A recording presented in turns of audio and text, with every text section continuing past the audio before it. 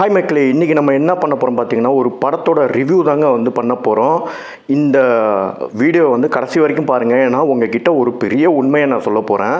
அதனால் நீங்கள் வந்து கடைசி வரைக்கும் பார்த்தா தான் உங்களுக்கு புரியும். ஆக்சுவலி எந்த படத்தோட ரிவ்யூ பண்ண போகிறேன் அப்படின்னு கேட்டிங்கன்னா, இப்போது நம்ம சிவகார்த்திகேயன் நடித்து ஏஆர் முருகதாஸ் இயக்கிய மதராசி அப்படின்ற ஒரு படத்தோட ஷார்ட் ரிவ்யூ தாங்க இது. படத்தோட கதைக்களம் என்னன்னு பார்த்தீங்கன்னா, படத்தில் ஒரு வில்லன் குரூப்பு நம்ம தமிழ்நாட்டில் ஆயுதத்தை வந்து இறக்குறாங்க. அதை தெரிஞ்சுக்கிட்ட ஒருத்தர் அதை வந்து தடுக்கிறதுக்கு ஒரு சூசைட் மிஷனை வந்து பிளான் பண்ணுறாங்க.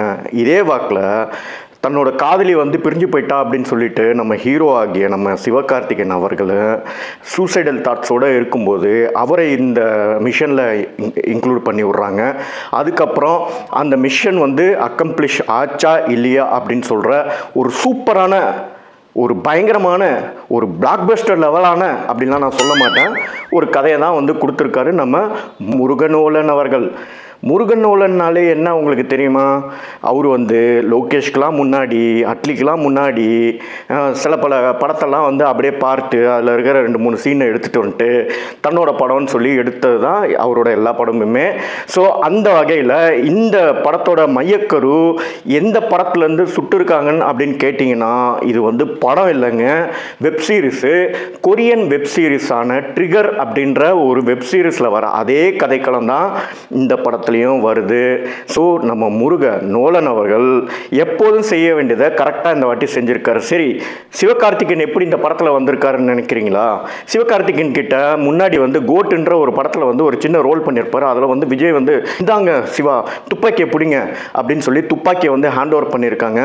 ஸோ அந்த துப்பாக்கியை வச்சுக்கிட்டு இவர் பயங்கரமாக ஆக்ஷன் பண்ணோன்னா பயங்கரமாக ஓடுன்ற அளவுக்கு வந்து இவரே வந்து நினச்சிட்டு இருக்காரு. அமரன் ஏதோ ஃப்ளூக்கில் ஓடிடுச்சு. ஏன்னா வந்து அது வந்து ஒரு மார்ட்டியரோட ஒரு கதைன்ற வந்து மக்கள் கூட்டமாக போய் வந்து கொண்டாடினாங்க. ஸோ அதே மாநில நான் வந்து ஆக்ஷன்லாம் பண்ணுவேன் அப்படின்னு சொல்லிட்டு இறங்கினார்னா புதக்குழிவுக்குள்ளே சிவகார்த்திகேயன் உழுவுறத யாராலையும் தடுக்க முடியாது. ஏன்டா இப்படி நெகட்டிவாக வந்து பேசுகிற அப்படின்னு நீங்கள் கேட்கலாம்.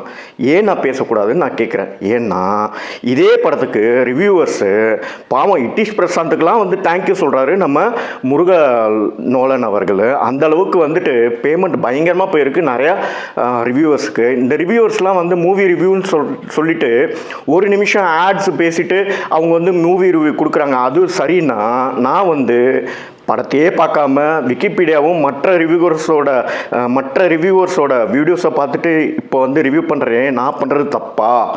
ஓகே, பாய், தேங்க்யூ.